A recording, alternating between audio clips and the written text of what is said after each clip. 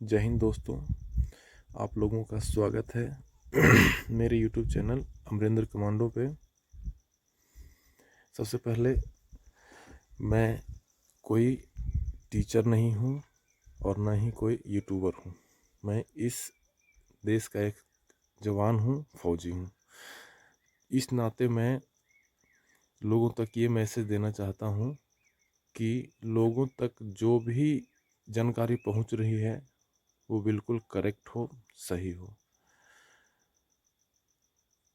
कई टीचर्स या यूट्यूबर्स ऐसे हैं कि व्यूज़ पाने के लिए गलत जानकारी दे देते हैं, जिससे बच्चों को, इच्छुकों को बहुत ही परेशानियों का सामना करना पड़ता है। वो गलत दिशा निर्देश के कारण गलत जगह पे चले जाते हैं। तो मैं उस तरीके की बात नहीं करूँगा दोस्तों। मैं सीधी सीधी जो ज़रूरत है उसी के बात करूँगा, क्योंकि लोगों को पूरी ज़िंदगी का सवाल है, रोजी रोज़गार का सवाल है। कुछ लोग होते हैं जो अच्छे पढ़े लिखे होते हैं फिर भी गलत जगह पे फंस जाते हैं, बिल्कुल जानकारी के कारण, क्योंकि जानकारी उन्हें अच्छी नहीं दी जाती है। उनके एजुकेशन के हिसाब से उनकी जॉब या रोज़गार नहीं मिल पाता है। तो यही सब जानकारी दोस्तों आज हम आप लोगों को इस छोटी सी वीडियो में देंगे, और मैं एक फ़ौजी के नाते आप लोगों को सही दिशा निर्देश ही दूंगा। तो आइए दोस्तों जानते हैं कि हमारे सीआरपीएफ में जो कांस्टेबल ट्रेड्समैन का भर्ती जारी किया गया है वो है क्या। सबसे पहले तो ये जानेंगे दोस्तों कि तकनीकी ट्रेड्समैन है क्या। सबसे पहले यही सवाल आता है कि तकनीकी ट्रेड्समैन है क्या। कई लोगों को, बच्चों को ये मालूम नहीं होगा तकनीकी ट्रेड्समैन होता क्या है। तकनीकी ट्रेड्समैन दोस्तों, तो जैसा कि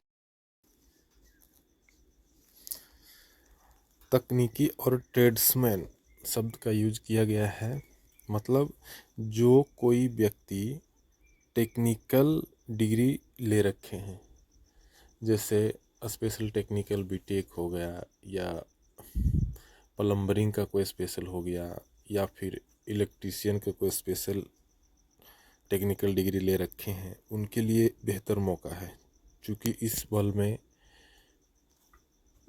इन लोगों की बहुत ही ज़रूरत है।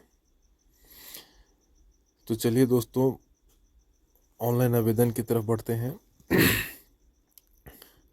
ऑनलाइन आवेदन जमा कराने की तिथि होगी 27 मार्च 2023, यानी 27 मार्च 2023 से आप ऑनलाइन कर सकते हैं, उससे पहले नहीं, क्योंकि लिंक ओपन होगा 27 मार्च के बाद ही, 27 मार्च से। और अंतिम तिथि होगी 25 अप्रैल 25 अप्रैल 2023 तक आप अंतिम ऑनलाइन कर सकते हैं। जैसा कि आप लोगों को पता होगा दोस्तों कि इस बल में अभी तक जितने भी टेक्निकल ट्रेड्समैन का वैकेंसी हुई है वो ऑफलाइन मोड से लिया गया है। ऑफलाइन मोड से लिया गया है, जो कि हर एक ग्रुप सेंटर में ही लिया गया था। जहाँ जिस ग्रुप सेंटर में भर्ती प्रक्रिया चल रही होती थी, वहीं पर इसका सारा प्रोसेस किया जाता था। PT, medical, written test, documentation वगैरह वगैरह सब उसी जीसी द्वारा लिया जाता था, उसी ग्रुप सेंटर द्वारा लिया जाता था जहां उसकी भर्ती प्रक्रिया शुरू होती थी। परंतु आज के डेट में आपको ऑनलाइन टेस्ट देना पड़ेगा, जो कि भारत के अन्य शहरों में, बहुत सारे शहरों में सेंटर बनाया गया है। तो वहाँ पे आपको जा कर के टेस्ट देना होगा। उसके बाद जहाँ भी पीईटी, पीएसटी के लिए आपको कॉल किया जाएगा, वहाँ पे जाके आपको देना पड़ेगा। और उसके क्वालिफाई के बाद आपको मेडिकल एग्जामिनेशन के लिए कॉल किया जाएगा। तो कंप्यूटर टेस्ट जो भी होगा ऑनलाइन मोड से, वो होगा 1 जुलाई से लेकर के 13 जुलाई तक। बहुत ही इम्पोर्टेंट बात है दोस्तों, यहाँ पे आप लोगों को तैयारी करने की बहुत मौका है, बहुत मौका है। उससे पहले 20 जून से 25 जून तक, 20 जून से 25 जून तक आपका एडमिट कार्ड जारी कर दिया जाएगा। थोड़ा मिस्टेक हुआ है दोस्तों, यहाँ पे लिखने में थोड़ा इन लोगों ने कहीं ना कहीं फॉल्ट हो गया होगा, लिख दिए होंगे गलती से, 25/4 लिखा गया है, वैसा नहीं है। एक्चुअली ये 20 जून से 25 जून तक एडमिट कार्ड जारी कर दिया जाएगा। उसके बाद आपको ऑनलाइन टेस्ट लिया जाएगा। तो चलिए इसके आगे बात करते हैं दोस्तों।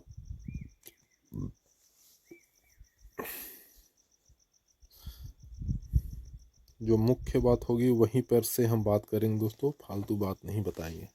जो ज़रूरी है, जो कि एक ज़रूरी जानकारी होना चाहिए, क्योंकि कोई सही व्यक्ति गलत जगह ना चला जाए दोस्तों। तो बात कर लिया जाए पेमेंट्स की। चूँकि व्यक्ति कोई भी नौकरी करता है या कोई भी रोज़गार पकड़ता है, तो सबसे पहले उसकी फर्स्ट प्रायोरिटी होती है कि उसकी सैलरी क्या होगी। तो जैसा कि आप लोगों को पता है कि आज के डेट में भारत सरकार ने न्यूनतम वेतन का स्तर रखा है 21,700। ये ओनली बेसिक पे है। आपको ये चीज़ बता दें हम कि ये ओनली फॉर बेसिक पे है। अगर आप सीआरपीएफ में भर्ती होते हैं तो आपको 21,700 रुपया बेसिक पे और प्लस उस समय की महंगाई भत्ता, उस समय की महंगाई भत्ता जो लागू होगा वो, उसके बाद आपको राशन मनी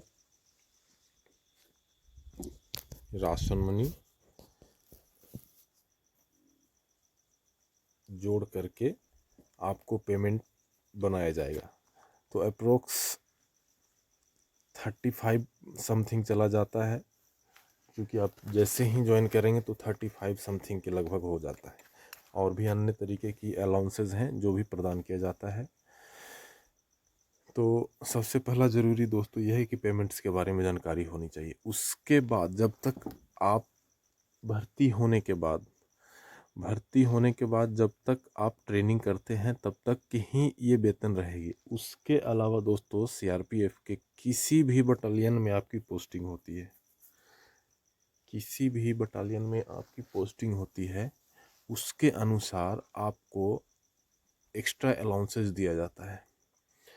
जैसे आज के डेट में छत्तीसगढ़ हो गया, झारखंड के कुछ इलाके हो गए, और श्रीनगर, पूरे श्रीनगर, जम्मू कश्मीर, वहाँ पे आप पोस्टिंग जाते हैं तो उस अलाउंसेस के अलावा आपको 17,300 रुपया और प्रदान किया जाएगा। हाँ दोस्त, सही सुने हैं आप। अगर आप छत्तीसगढ़, झारखंड के कुछ इलाके या जम्मू कश्मीर में पोस्टेड होते हैं तो वहाँ पर ये न्यूनतम वेतन के अलावा, राशन मनी के अलावा और जो भी छोटे छोटे अलाउंसेज है उसके अलावा आपको रिस्क अलाउंस 17,300 रुपया प्रदान किया जाएगा। मतलब आप 3 से भर्ती होने के, ट्रेनिंग करने के बाद आपको 45,000 रुपये से ऊपर प्रदान करेंगे। बल में आपको बिल्कुल 45,000 से ऊपर शुरू भर्ती होते ही मिलना शुरू हो जाएगा। उसके बाद जैसे जैसे आपकी सीनियरिटी बढ़ती जाएगी, महंगाई भत्ता बढ़ती जाएगी, पेमेंट इंक्रीज़ होता जाएगा। क्योंकि महंगाई भत्ता साल में 2 बार बढ़ जाता है, उसी प्रकार से एक बार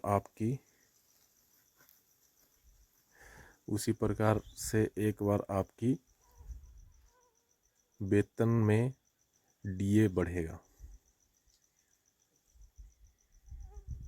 इंक्रीमेंट बढ़ेगा, इंक्रीमेंट बढ़ेगा, जो कि आपके बेसिक पे का 3% होता है, उसके अनुसार आपकी इंक्रीमेंट लगेगी। हर एक साल एक बार लगेगा, जो आपकी भर्ती को देखते हुए लगाया जाता है। जैसे जो भी व्यक्ति 1 जुलाई के बाद भर्ती होता है, उसकी इंक्रीमेंट जुलाई में लगाया जाता है, और जो भी 1 जनवरी के बाद भर्ती होता है दोस्तों, उसको जनवरी में लगाने का ऑर्डर्स पास किया गया है। तो चलिए दोस्तों, देखते हैं आगे कुल कितनी भर्तियां हैं।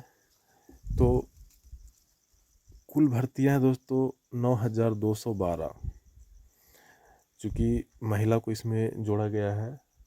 पुरुष का है 9,105 और महिला का है 1,107। ओनली 107 वैकेंसीज महिला के लिए हैं, जो 2023 में सिपाही ट्रेड्समैन के लिए जाएंगे। तो स्टेट के हिसाब से देखा जाए दोस्तों, तो अच्छा खासा पोस्ट दिया गया है, बहुत ही अच्छा पोस्ट दिया गया है दोस्तों इस बार। क्योंकि पिछला बार हमने भर्ती में देखा था कि कुछ पोस्ट आ रहे थे, 500 600 समथिंग ऐसे पोस्ट थे टोटल, जो कि सभी स्टेटों में बांटा गया था। तो यहाँ पर तो देखिए पूरे स्टेट, भारत के पूरे स्टेट को लगभग लिया गया है, जिसमें अच्छा खासा सीट दिया गया है। तो पुरुष का कुल 9,105 दिया गया है, जो कि बहुत बड़ा संख्या में है। इसके अलावा महिला, जो कि भारत के कुछ राज्यों को लिया गया है, वहाँ के महिलाओं को भी मौका दिया गया है, जो 107 हैं दोस्तों। 107 महिलाओं को भी मौका मिलेगा सीआरपीएफ में सेवा देने का। जो इस लायक होंगे, जो एलिजिबल होंगे, जो इच्छुक होंगे, उनको बिल्कुल ही मौका मिलेगा।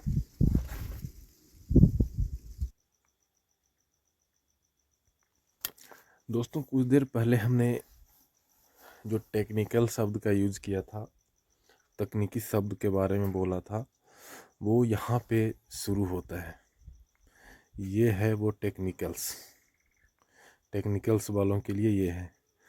यहाँ टेक्निकल्स में 3 लोगों को दिया गया है मौका। तो सबसे पहला सिपाही मेसन, सिपाही प्लम्बर, सिपाही इलेक्ट्रीशियन। इस 3 ट्रेड के लिए दोस्तों आपको संबंधित ट्रेड के लिए आपके पास टेक्निकल डिग्री होना अनिवार्य है, तभी आप इस ट्रेड्स में भर सकते हैं।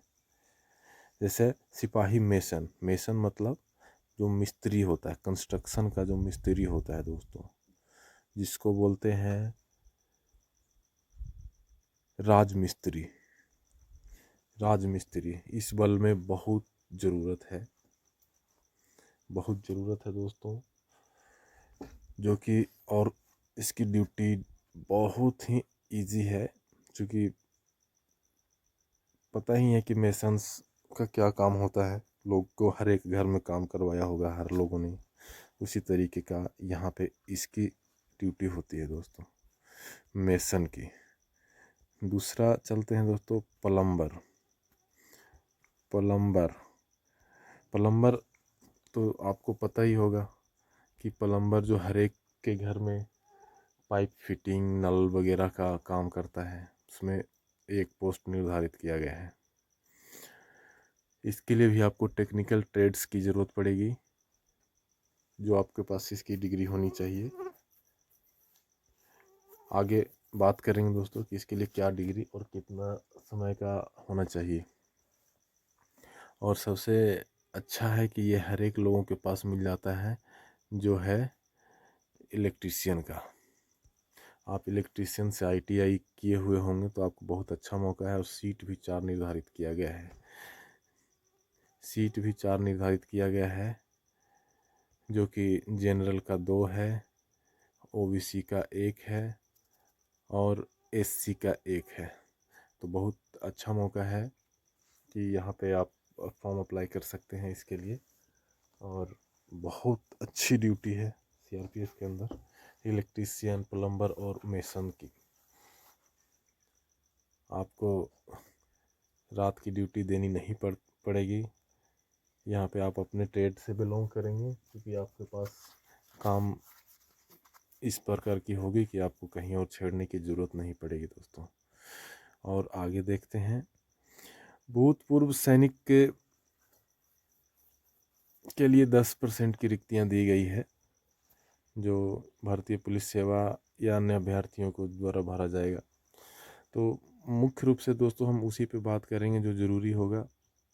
आपको भारत के नागरिक होना चाहिए, उसके अलावा जो क्राइटेरिया होता है उसके अनुसार ही आना चाहिए।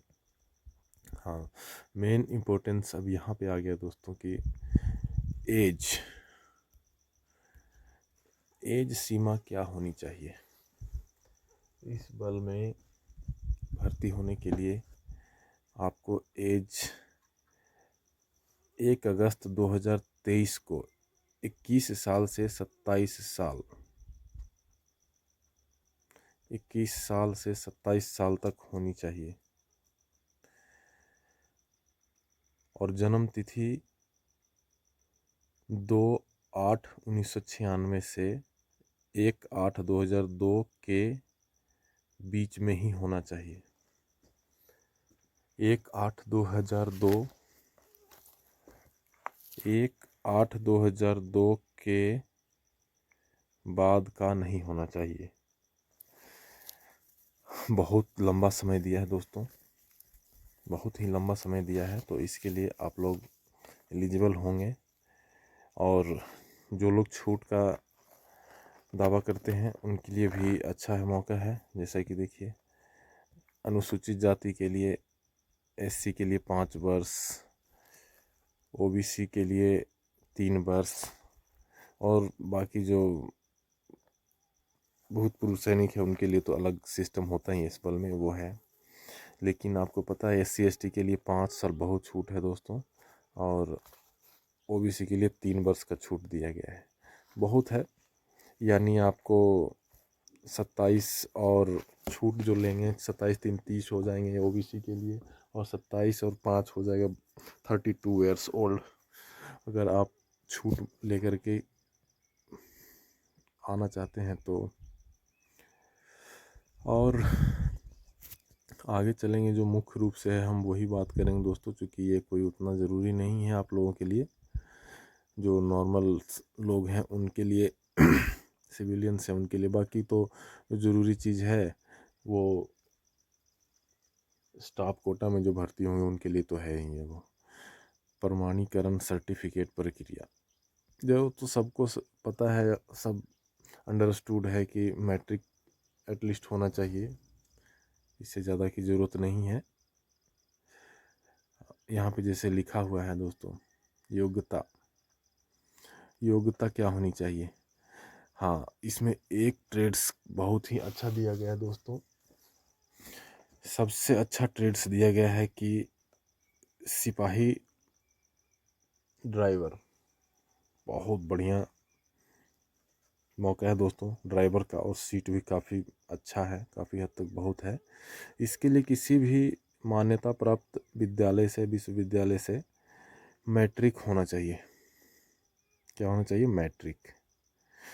तो आप इसके लिए एलिजिबल होंगे दोस्त। मैट्रिक होने के बाद आपका एलिजिबल हो जाएगा ड्राइवर के लिए। परंतु एक इसमें क्राइटेरिया अलग से दिया जाता है। क्राइटेरिया ये होता है कि आपको ड्राइवर बनने के लिए आपके पास हैवी लाइसेंस होना चाहिए। हैवी लाइसेंस जो कि आपको पहले से बनवाना पड़ेगा, हैवी लाइसेंस होना चाहिए दोस्तों।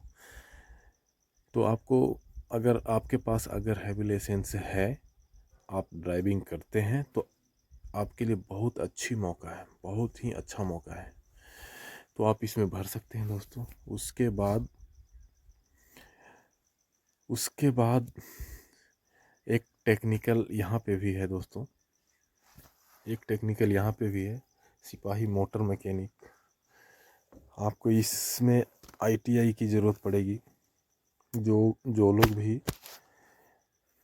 मैकेनिकल से ITI कर रखे हैं या पॉलिटेक्निक कर रखे हैं या बीटेक कर रखे हैं, उस सब के लिए यहाँ पे बहुत सुनहरा मौका है।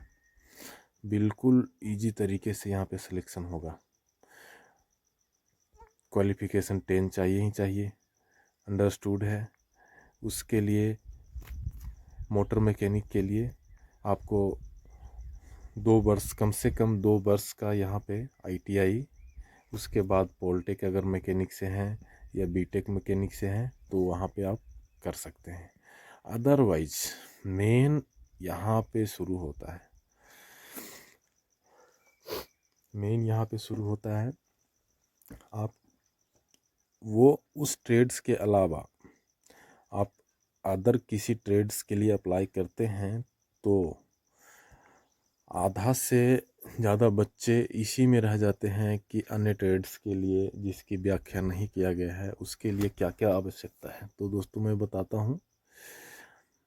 सबसे पहले तो कि आपको एजुकेशन के लिए एलिजिबल होना पड़ेगा, जो कि मैट्रिक रखा गया है, कम से कम मैट्रिक रखा गया है। इसके बाद आपको ट्रेड्स के लिए आ जाएगा, जो कि आज के पहले इस भर्ती के पहले ट्रेडों के लिए अलग से ट्रेड्स का सर्टिफिकेट मांगा जाता था। ध्यान से सुनिए दोस्तों, इस ट्रेड्स के लिए अलग से ट्रेड्स का सर्टिफिकेट मांगा जाता था, परंतु आज इस ट्रेड के लिए, इस भर्ती में इस ट्रेड के लिए कोई भी प्रमाण पत्र की ज़रूरत नहीं है। आपके पास बस संबंधित ट्रेडों में दक्ष और कार्य किया होना चाहिए। आपको जानकारी होनी चाहिए बस उस कार्य के बारे में, चूँकि ट्रेड टेस्ट के समय आपको इसकी टेस्ट लिया जाएगा, आपसे पूछा जाएगा, आपसे वो कार्य करवाया जाएगा जिस ट्रेड्स में आप इच्छुक हैं। तो सबसे बढ़िया मौका है दोस्तों कि यहाँ पे आपके पास कहीं जाकर के ट्रेड के लिए आपको सर्टिफिकेट लाने की ज़रूरत नहीं है या कोई ऐसा एक्सपीरियंस होने की ज़रूरत नहीं पड़ेगी। बहुत अच्छी बात है कि यहाँ पे ये ट्रेड्स के लिए जो ड्राइवर आपका मैकेनिक और जो पॉइनियर वाले हैं उसके लिए बिल्कुल ज़रूरत नहीं पड़ेगी। उसके अलावा आपको किसी टेक्निकल डिग्री की ज़रूरत नहीं पड़ेगी दोस्तों। इसके बाद चलते हैं आवेदन। तो आप लोगों को जैसा पता ही है कि आवेदन कैसे करते हैं। ऑनलाइन मोड से आवेदन होता है। आवेदन आज के डेट में खुद लोग कर लेते हैं, या फिर नहीं अगर कर पाते हैं जो लोग या नहीं सक्षम है कर पाने में, तो वो साइबर कैफ़े में जा सकते हैं, ऑनलाइन हब में जा सकते हैं, जहाँ पे ऑनलाइन की दुकानें आज के डेट में बहुत हैं, वहाँ पे जाके आप करवा सकते हैं ऑनलाइन। आवेदन पोर्टल तो सब पता ही है कि उस डेट से उस डेट तक होगी, वहाँ उस समय आप जा कर के आवेदन कर सकते हैं। बात करते हैं आवेदन शुल्क की। तो जैसा कि बहुत सारे फॉर्म्स फिल करने में जो क्राइटेरिया होता है, SC ST को फ्री दिया जाता है और जनरल और OBC के अभ्यर्थियों के लिए 100 रुपया शुल्क रखा गया है। जो न्यूनतम है 100 रुपया शुल्क रखा गया है, जो भुगतान करना पड़ेगा आपको CRPF को। और SC ST वाले इसकी भुगतान नहीं कर पाएंगे, वो फ्री में आवेदन कर सकते हैं। कंप्यूटर आधारित टेस्ट जो होगा, CBT मोड का जो टेस्ट होगा, वो इन शहरों में होगा। भारत के बताया था कि इन शहरों में होना निर्धारित है।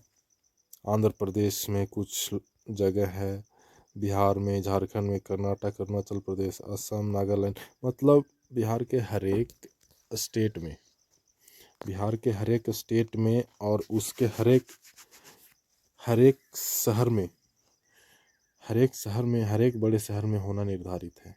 जहाँ पे ऑनलाइन मोड से एग्ज़ाम लिया जाता है वहाँ होगा। दूसरी चलते हैं, परीक्षा में किस किस विषय द्वारा क्वेश्चंस पूछे जाएंगे। तो जैसे दोस्तों यहाँ पे एक अलग बदलाव किया गया है। इससे पहले दूसरे प्रकार का टेस्ट लिया जाता था ट्रेड्समैनों के लिए, परंतु आज जो है इसका मोड अलग कर दिया गया है।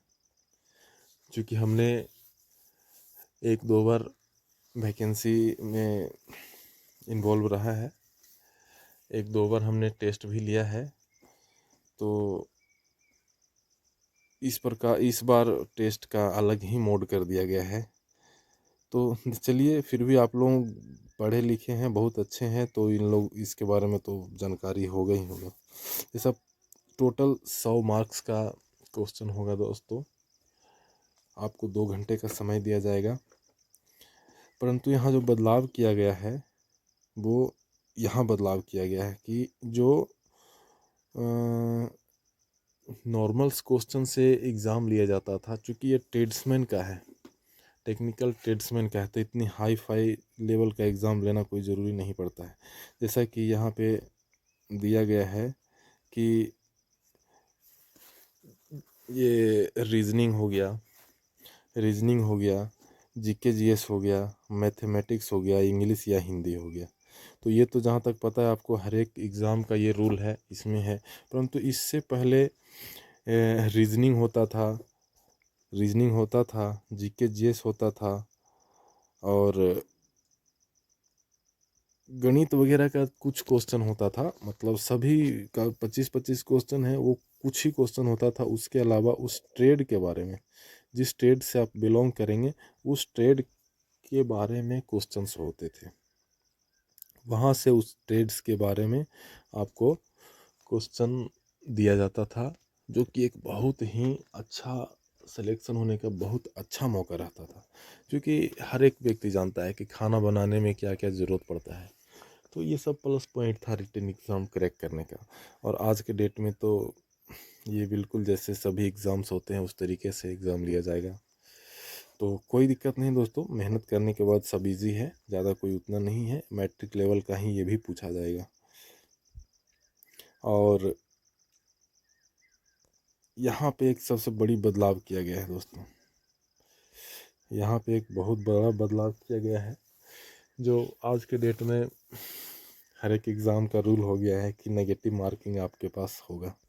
तो ध्यान रखें कि आपको नेगेटिव मार्किंग से बचने के लिए आपको अच्छे से अच्छे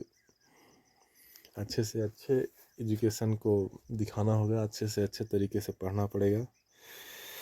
तो यहाँ पे आपको चार गलत के लिए एक सही मार्क्स काट लिया जाएगा, जो पहले ये नहीं था। इस बार बहुत तरीके से चेंज कर दिया गया है एग्ज़ाम्स को। पहले ऐसा नहीं था, ना तो नेगेटिव मार्किंग था, ना तो उस प्रकार का क्वेश्चन था। 25-30 क्वेश्चंस ट्रेड से आ जाते थे, क्योंकि उसको बहुत मौका मिल जाता था। चलिए कोई नहीं, अगर पढ़ने वाले होंगे तो कहीं भी पढ़ेंगे, कहीं भी एग्ज़ाम करेंगे। देखिए यहाँ पे भी साफ साफ लिखा हुआ है कि सीबीटी प्रश्न में मैट्रिक स्तर के ही होंगे। जो कंप्यूटर टेस्ट होगा वो मैट्रिक स्तर का ही होगा। बाकी रीजनिंग होगा, जीके जीएस होगा,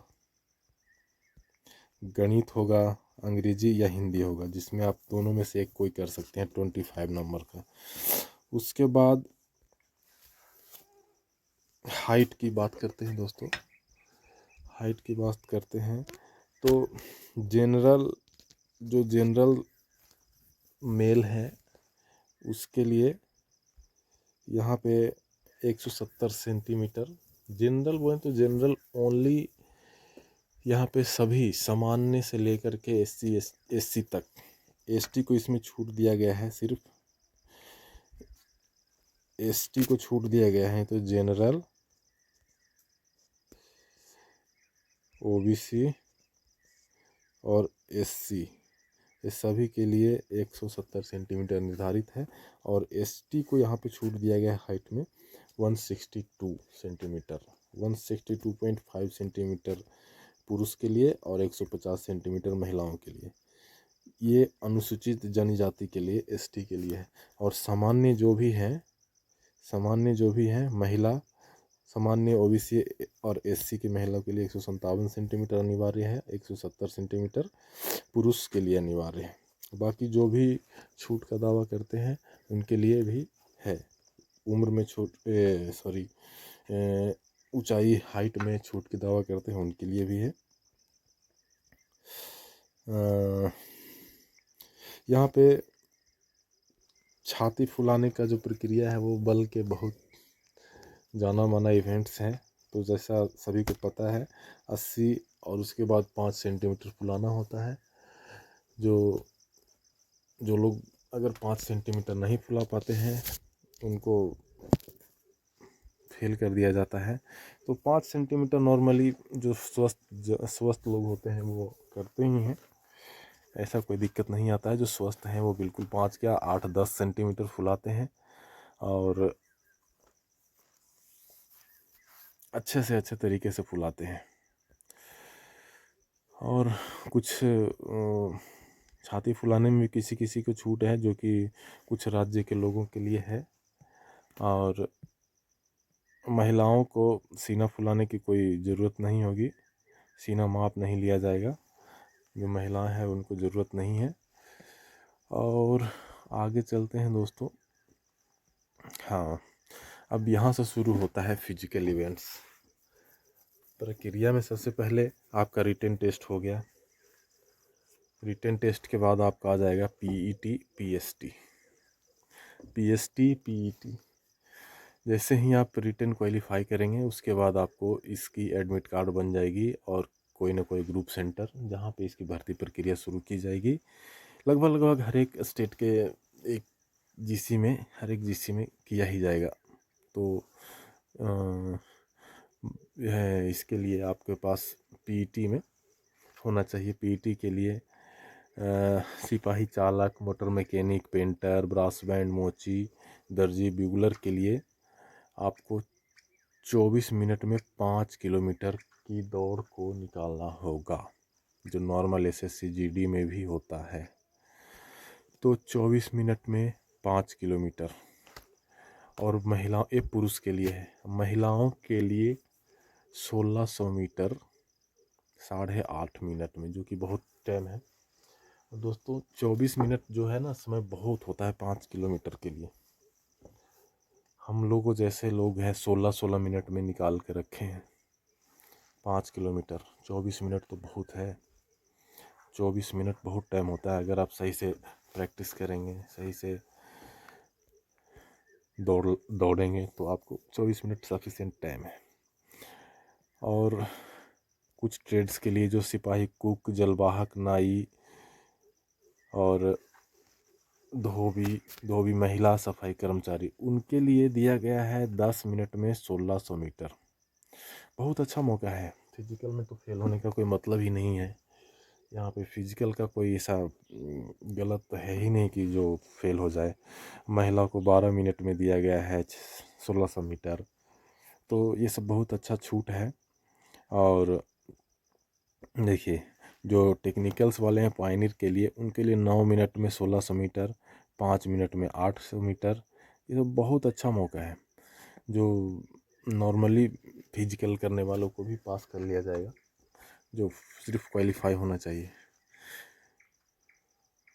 तो और भी कुछ है दोस्तों, यहाँ पे देखते हैं कुछ। अगर ट्रेड टेस्ट के बारे में देखिए, यहाँ पे मुख्य रूप से यहाँ पे है, जिसकी बात मैंने की थी कि जो जिस स्टेट से बिलोंग करेगा, जिस स्टेट में इच्छुक होगा, उसके लिए एक टेस्ट लिया जाएगा। छोटा टेस्ट आयोजित किया जाता है, ट्रेड टेस्ट, वहाँ पे टेस्ट लिया जाता है। तो साफ साफ लिखा है दोस्तों कि सीबीटी और पीईटी, पीएसटी की परीक्षा में जो पास होगा उसको इस टेस्ट के लिए शॉर्ट लिस्ट किया जाएगा, मतलब ट्रेड टेस्ट के लिए शॉर्ट लिस्ट किया जाएगा। तो इसके बाद भी एक प्रक्रिया बच जाता है, एक नहीं 2 प्रक्रिया बच जाता है। एक तो मेडिकल टेस्ट और दूसरा फिर आपको मेरिट लिस्ट। तो आप सीबीटी एग्ज़ाम पास कर जाएंगे, पीएसटी जो कि शारीरिक मापदंड हो जाएगा, पीईटी जो आपका फिजिकल इवेंट्स हो जाएगा, उसमें अगर आप पास कर जाते हैं तो आपको ट्रेड टेस्ट के लिए बुलाया जाएगा।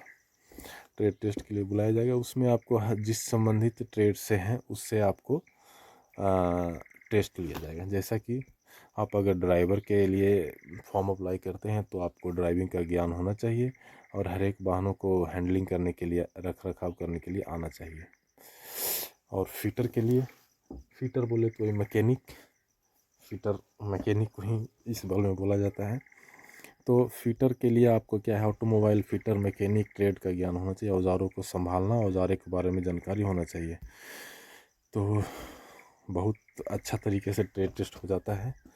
बिगुलर, अगर आप बिगुलर के लिए अप्लाई करते हैं, बिगुलर आप लोगों ने सुना होगा बल में किस तरीके से, या फिल्मों में या कहीं देखा होगा कि बिगुल बजाया जाता है, तो उस तरीके से बजाने आना चाहिए आपको, और उसको संभाल के रखना है कि किस तरीके से रखता है। दर्जी के लिए, जो दर्जी के लिए अप्लाई करेंगे उनके लिए कार्मिकों को माप लेना आना चाहिए। टेरिकोट वर्दी सबको काटने की और नाप लेने की, मुख्य रूप से ये कि काटना आना चाहिए और माप लेने के लिए आना चाहिए, तब आप एलिजिबल हैं और पास हो जाएंगे। मोची, दोस्तों मोची के लिए यहाँ पे आपको अपने ट्रेड में ज्ञान होना चाहिए, जैसे जूते की पॉलिश करना, जूते फटे हुए जूते की सिलाई करना, जो भी है नए जूते बनाना, ये सब आना चाहिए। तो आगे देखते हैं बढ़ई। बढ़ई कारपेंटर का जो भी काम है, औजारों को संभालना, लकड़ी काटना आना चाहिए, फिटिंग करना आना चाहिए। आपको छोटा छोटा काम का ट्रेड टेस्ट लिया जाएगा, वहाँ पे ज़रूरी है कि आपको आना चाहिए। उसी तरीके से पेंटर है दोस्तों, पेंटिंग के लिए कुछ ना कुछ आपको रंग और पेंट्स के बारे में जानकारी होनी चाहिए, और कुछ आपको बनाने के लिए दिया जाएगा, छोटा छोटा तस्वीर दिया जाएगा, उसको बनाने के लिए दिया जाएगा। उसके बाद आपको लिखने के लिए दिया जाएगा, कोई अक्षर दिया जाएगा जिसको आपको लिख के दिखाना होगा कि वहाँ पे कैसे किया जाता है। लकड़ी की पेंटिंग करना होगा, कोई औजार की पेंटिंग करना होगा, गाड़ी की पेंटिंग करना होगा। आपको ये सब के बारे में, मतलब पेंटिंग के बारे में मुख्य रूप से जानकारी होना चाहिए। लास्ट चलते हैं दोस्तों माली। माली गार्डनर जो भी है, आपको पौधे के बारे में जानकारी होनी चाहिए, फूलों के बारे में जानकारी होना चाहिए, किस मौसम में कौन सा बीज लगाया जाता है उसके बारे में जानकारी होना चाहिए। तो बहुत अच्छा मौका है दोस्तों ये सब, जो अगर आप तीनों क्वालिफाई होते हैं तो इसमें क्वालिफाई करना बिल्कुल ईजी है। ब्रास बैंड, जो आप देखे होंगे कि एक अलग तरीके के बाजा बजाया जाता है बल में, सीआरपीएफ में आप कहीं कोई होंगे तो देखे होंगे। ब्रास बैंड को बजाने का ज्ञान होना चाहिए। पाइप बैंड और ब्रास बैंड दोनों एक ही साथ, आसपास के लोग हैं, दोनों एक ही साथ में काम करते हैं, तो वो उनके लिए भी पाइप बैंड बजाने आना चाहिए। हाँ, अब ये आ जाता है कि कुक, सिटी कुक जो है, सिपाही रसोइया जो है, उसको खाना के बारे में ज्ञान होना चाहिए कि अगर 100 व्यक्तियों के लिए खाना बनाना है तो कितनी सब्जी लग जाएगा, कितना चावल लग जाएगा, इसके बारे में ज्ञान होना चाहिए मुख्य रूप से। अगर बड़ा चावल बनाना है, ज़्यादा चावल बनाना है तो हम किस में बनाएंगे, अगर 20 आदमी का चावल बनाना है तो हम किस में बनाएंगे, हम 20 आदमी का चावल बनाएंगे तो कितना गैस ख़त्म हो जाएगा, एटसेट्रा एटसेट्रा, ये सब का ज्ञान होना चाहिए। और जलवाहक, सेम आज के डेट में जलवाहक जो है, कुक और जलवाहक दोनों एक ही साथ काम करता है। जैसे कि कोई खाना बना रहा है तो कोई बर्तन धो रहा है, काम तो वही होता है, लेकिन आज के डेट में जलवाहक और कुक का एक ही काम है। ऐसा कुछ नहीं कि वो बर्तन धोएगा वो खाना बनाया, नहीं। अगर जलवाहक में आप भर्ती होते हैं तो आपका भी काम खाना बनाना ही होता है, ये हो जाए ये हो जाए, दोनों ये अलग अलग होता है बट काम एक ही करता है, सिटी कुक और सिटी वाटर कैरियर। और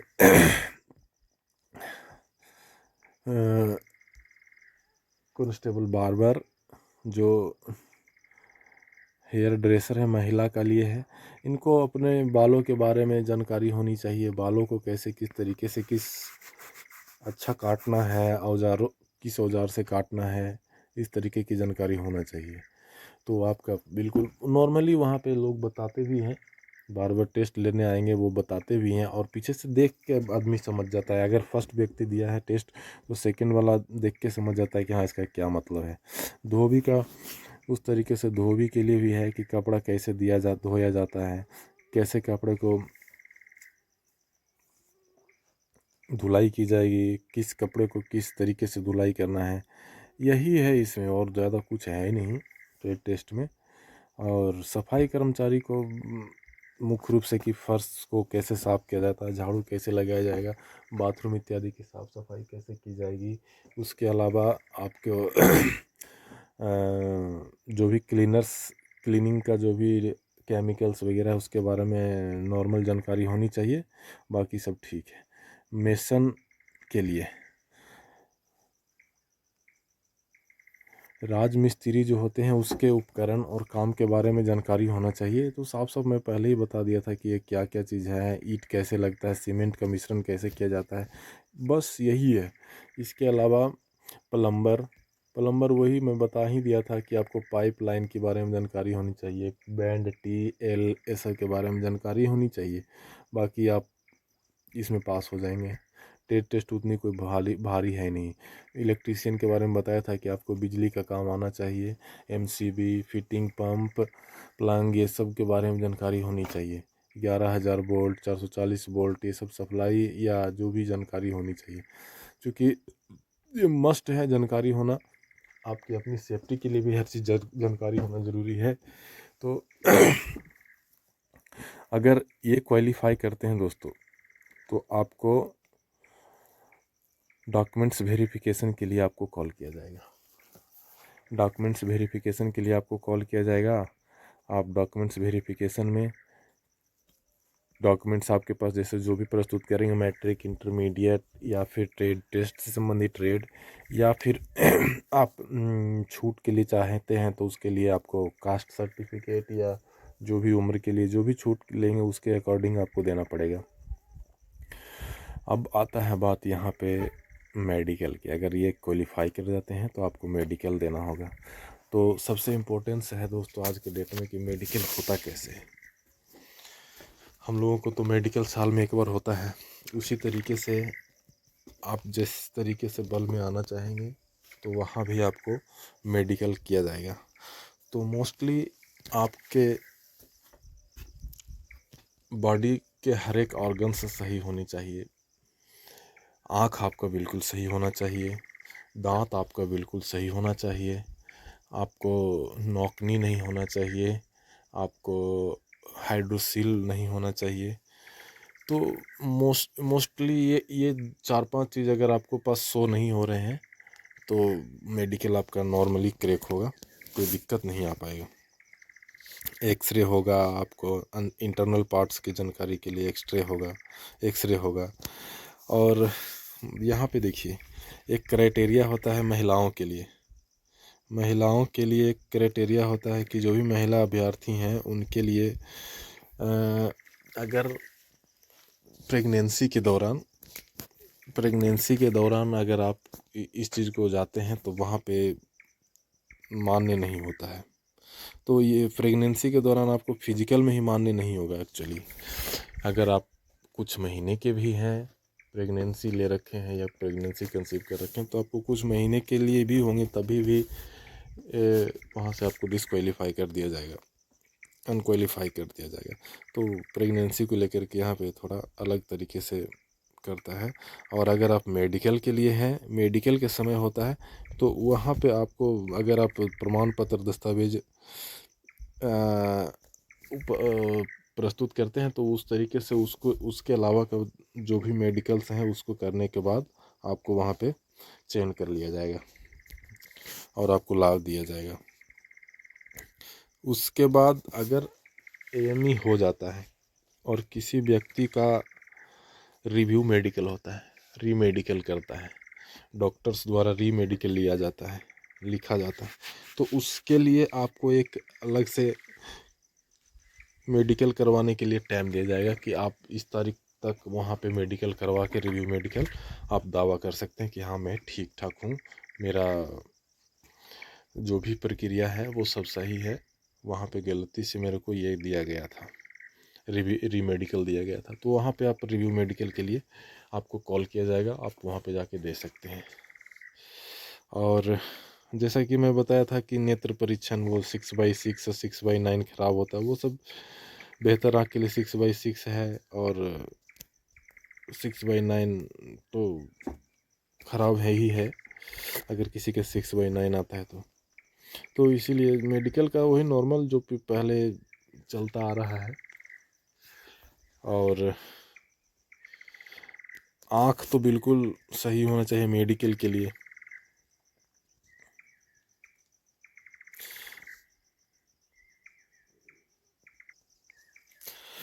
अब यहाँ पे चयन का प्रक्रिया होता है दोस्तों, कि चयन का तरीका किस तरीके से किया जाएगा। भर्ती प्रक्रिया में CBT, PST, PET, trade test, दस्तावेज सत्यापन और चिकित्सा परीक्षा जिसमें शामिल रहेगा DME और RME।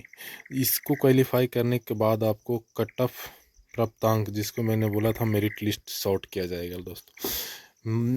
आखिरी प्रोसेस यहाँ पे होता है कि अगर आप मेरिट लिस्ट क्रॉस कर जाते हैं तो उसके बाद आपकी नियुक्ति प्रक्रिया शुरू हो जाती है।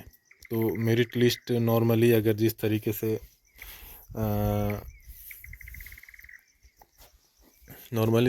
से भीड़ रहेगी वहाँ पे, उसके हिसाब से मेरिट लिस्ट बनाया जाता है, जैसे कि आप लोगों को पता ही है। एक और प्रक्रिया यहाँ पे आ जाता है कि अगर मान के चलिए कि 20 व्यक्ति शामिल हो गया टेस्ट में, फाइनल सिलेक्शन हो गया 20 व्यक्तियों की, तो वहाँ पे आप बराबर के मामला सामने आ जाता है। उस स्थिति में एक के बाद लिखित मापदंडों को लागू करते हुए उसकी प्रायोरिटी दी जाएगी। मतलब अगर सबसे पहले डेट ऑफ बर्थ ले लिया जाएगा कि डेट ऑफ बर्थ में जो भी आगे रहेंगे वो ले लिया जाएगा। अंक ए और लिखा है सबसे पहले यहाँ पे रिटन टेस्ट का अंक लिया जाए कि उसमें कितना है दोनों ए और बी में। उसके बाद जन्म तिथि का दोनों का कितना का फासला है। उसके बाद नामों का वर्णानुक्रम, नाम में सबसे पहले आगे कौन है। तो ये सब चीज़ है। अगर आप कदाचार, देखिए यहाँ पे आता है कि अगर आप कदाचार में पकड़े जाते हैं, चोरी करते हुए, चकारी करते हुए, या रिटन टेस्ट या किसी भी टेस्ट में, तो आपको उसके लिए सज़ा का भी प्रावधान किया गया है। वहाँ से आपको सज़ा का भी प्रावधान है। तो वैसा तो करेगा नहीं कोई, बट हो जाते हैं कई बार लोग नौकरी पाने के चक्कर में कुछ भी कर गुजरते हैं, तो ऐसा नहीं करना है। और बाकी तो सब वो बता ही दिया है।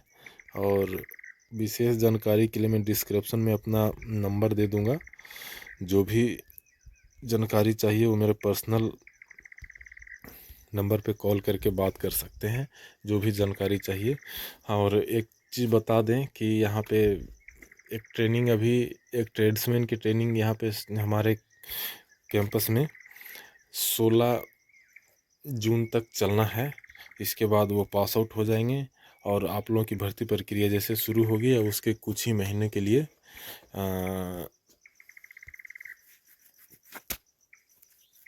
चलाया जाएगा। इसके कुछ ही महीने बाद फिर से आपको भर्ती प्रक्रिया शुरू करके और आपको ज्वाइन करवाने के बाद फिर ट्रेनिंग करवाया जाएगा।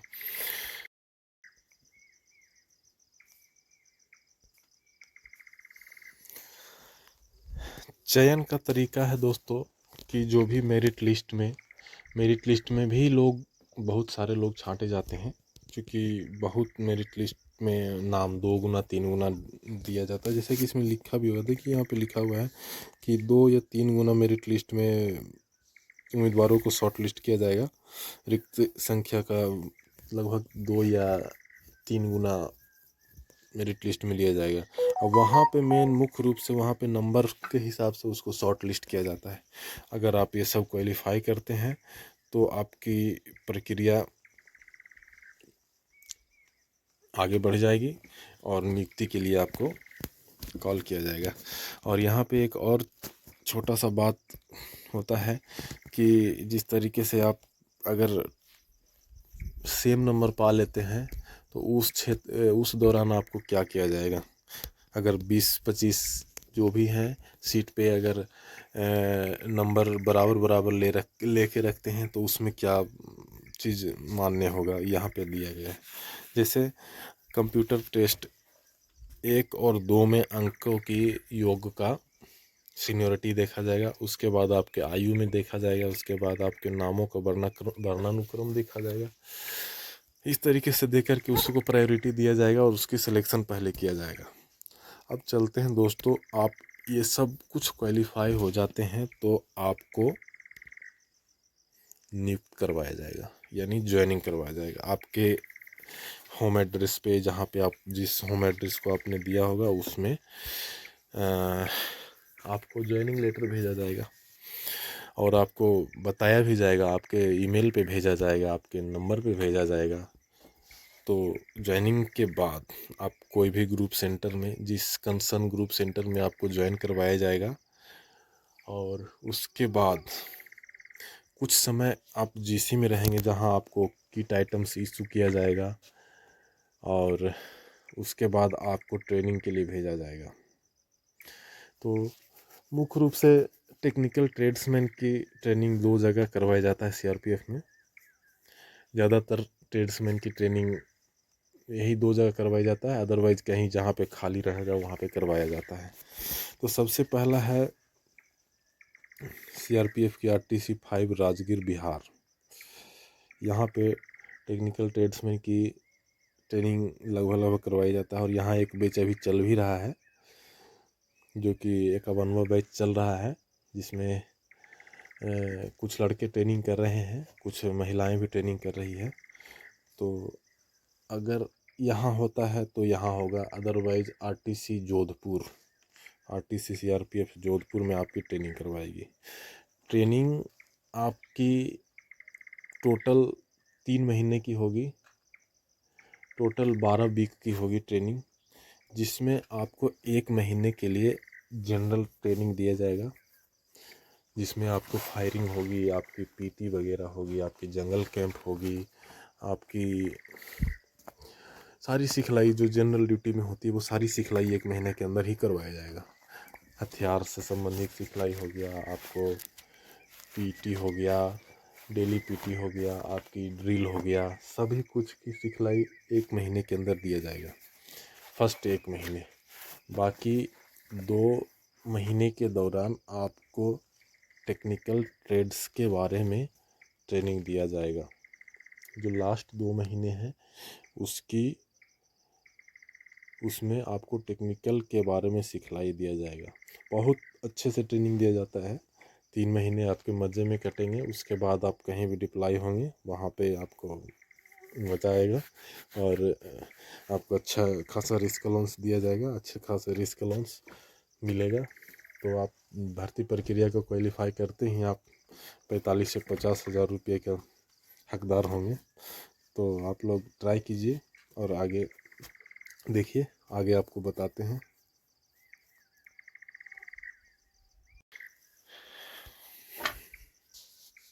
तो जानकारी अगर अच्छी लगी दोस्तों तो मेरे चैनल को सब्सक्राइब कर लीजिए, अमरिंदर कमांडो चैनल को सब्सक्राइब कर लीजिएगा और बेल आइकन को दबा लीजिएगा, क्योंकि जानकारी हम फौज से रिलेटेड कई बार डालते रहते हैं लोगों को सही जानकारी। वैसे तो मैं कोई बड़ा टीचर या यूट्यूबर नहीं हूँ, परंतु लोगों कई भाई को जानकारी के लिए हम थोड़ा थोड़ा डाल देते हैं कि कोई लोग होते हैं कि अधूरी जानकारी के बिना मार खा जाते हैं और सही जानकारी नहीं मिलने के कारण वो गलत जगह पे पहुंच जाते हैं। तो आप लोग अच्छे से तैयारी कीजिए, अच्छे से फॉर्म फिल कीजिए और केयरफुली फॉर्म फिल कीजिए, कोई गलत ना हो। अच्छे से नंबर वगैरह डलवाइए, अच्छे से मार्क्स वगैरह डलवाइए, हर एक चीज़ को चेक करते हुए फॉर्म फिल करवाइए। हर एक चीज़ को ध्यान में रखते हुए आप करेंगे तो गलती नहीं होगा। तो जय हिंद दोस्तों, बस इसी के साथ वीडियो को बंद करते हैं और ज़्यादा जानकारी के लिए मैं डिस्क्रिप्शन में अपना नंबर दे दूँगा, कोई भी बात करना होगा तो बात कर सकते हैं अधिक जानकारी के लिए। और कोई भी दलालों के चक्कर में ना पड़े, क्योंकि कोई भी ऐसा नहीं कि आज के डेट में पैसे लेके नौकरी लगवा दे, खास करके फौज का नौकरी में जो लेता है समझ लीजिए गलत लेता है, वो लोगों को बेवकूफ़ बनाता है। तो इस चीज़ से सावधान रहें। थैंक यू दोस्तों सो मच। ओके बाय, जय हिंद।